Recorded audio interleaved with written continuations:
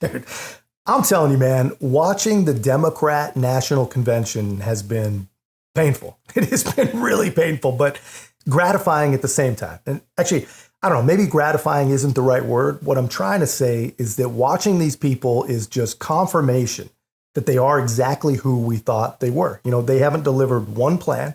They haven't talked about one policy. All they've talked about is Donald Trump. And guys, after watching this stuff, man, all we know about Kamala Harris is that she's not going back, whatever that means. She's not going back, right? Barack Obama gave a speech about Donald Trump and all of his grievances, but the entire speech was about Democrat grievance. And his wife talked about not trusting people that take more than they need. And I can only imagine on her way home, she probably forgot which of her mansions she's supposed to be sleeping in that night.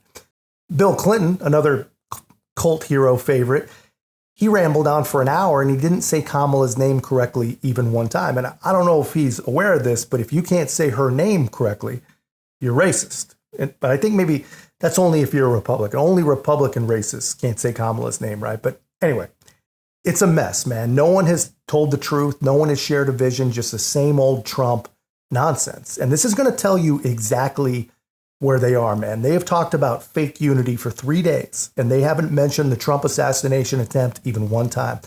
Not even one of the few law enforcement officers says anything about it. And that's exactly what I want to talk about, man. I don't want to talk about all those other morons that talked. I want to show you this Texas sheriff destroy his own career live on TV for Kamala Harris and the Democrats.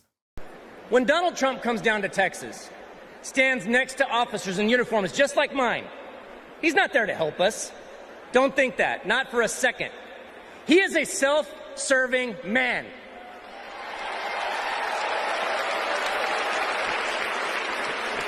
I mean, look, just like when he killed the border bill, he just made our jobs harder. Now, Kamala, on the other hand, has been fighting border crime for years. She's gone down to Mexico and worked to stop the traffickers. And when the traffickers didn't stop, she put them in jail. Now, down in my neck of the woods, we call that fooling around and finding out. I may be paraphrasing a bit. We protect them. Now, the border sheriffs that I know, right, and we're like Kamala. We protect and serve. We enforce the law. We show compassion.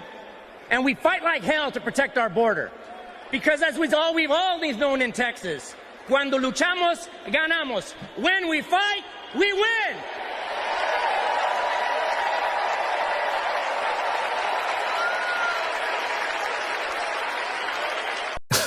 I'm going to show you in a minute, man, just how fake and fraudulent this guy really is. But this guy is supposedly a sheriff, and he literally just sold his soul to the Democrat machine. He expects you to believe that the border issues are Donald Trump's fault and that Kamala Harris is tough on the border. He expects you to believe that Kamala Harris protects and serves like a law enforcement officer, like he's supposed to, right? And he says that the woman who has fought to defund police, fought to abolish ICE, and invited and incentivized millions and millions and millions of border crossers is on the side of he and his deputies and the Border Patrol. I had to watch this twice, man, to be honest with you. I still cannot honestly believe what we just heard from that guy. I mean, especially when you consider that the only other time we've ever seen this guy on TV at a national level was when he was on MSNBC, literally begging Kamala Harris and Joe Biden to stop destroying his community. Bexar County Sheriff Javier Salazar sent a letter to President Biden asking to meet with him to address the humanitarian crisis at the southern border. He also criticized Texas Governor Greg Abbott's stance on immigration and human smuggling. With us now, Bexar County Sheriff Javier Salazar. Sheriff, it's a pleasure to see you, sir. Tell us about what you are asking for. What are your needs? Well, right now, thank you for having me, first off. Right now, what I'm asking for is for the president or a member of his administration that can make decisions to come down and talk to not just me, but at least 12 other Texas sheriffs from major counties in the state of Texas that are dealing with this issue firsthand. So I'd like to see somebody from Washington come down here, get boots on the ground, get eyes on the issue at hand, and then talk to us, a bipartisan group of Texas sheriffs that are really taking a common sense approach because we have to on this. So when you say you're taking a common sense approach and that you're not having federal assistance, what is that approach that you're taking and what is it that you need?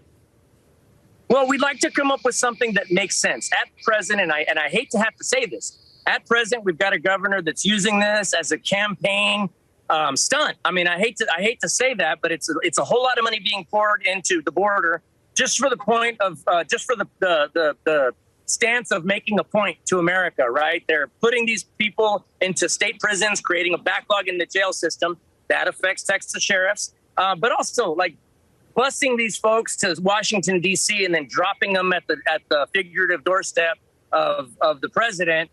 You're just doing that to make a point, and you're wasting resources in the process. Why don't you talk to some law enforcement officers that are handling this, and let us see if we can together come up with a basic, no-nonsense approach to this situation that needs to be handled. You can't tell me that the immigration situation in this country is working just fine.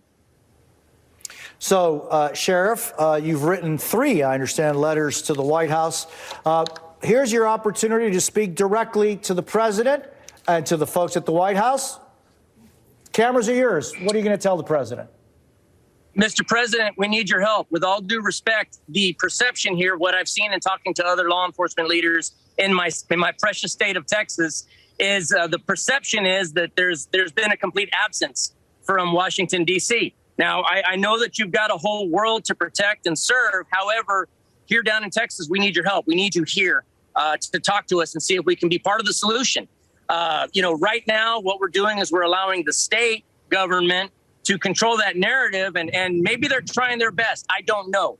But at this point, the results that we're seeing are just not satisfactory. Clearly, we're dealing with over 50 people dead. That means the approach isn't working. And so we need the president's help to come down here and talk to Texas law enforcement, and let's see if we can't figure something out.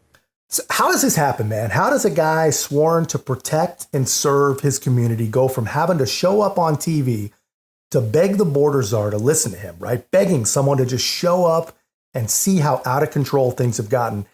How does he go from that to selling his soul in a speech about how tough Kamala Harris is on the border? The guy went from writing 3 unanswered letters to the White House, never got a response, never got a phone call. So he went on TV and he said that there was nothing but absence from Washington, D.C. And now he expects you to take his word that the woman who was most absent is the answer to the problem. You can't. These are not serious people. Nothing about this makes any kind of sense, and nothing about this is believable, man. This is who these people are. The Democrat Party is full of people that will literally say and sacrifice anything they have to for power. I mean, nothing they can say. You can't take seriously anything they say, right? And nothing they say should be considered true. But if this guy will sell out the badge on his chest, then none of these people can be trusted. But that's just my take, man. That's all I've got. Let me know your thoughts in the comments. If you haven't already, guys, be a part of our growth. Make sure to like, comment, subscribe. Most importantly, share the channel. I'll see you in the next one.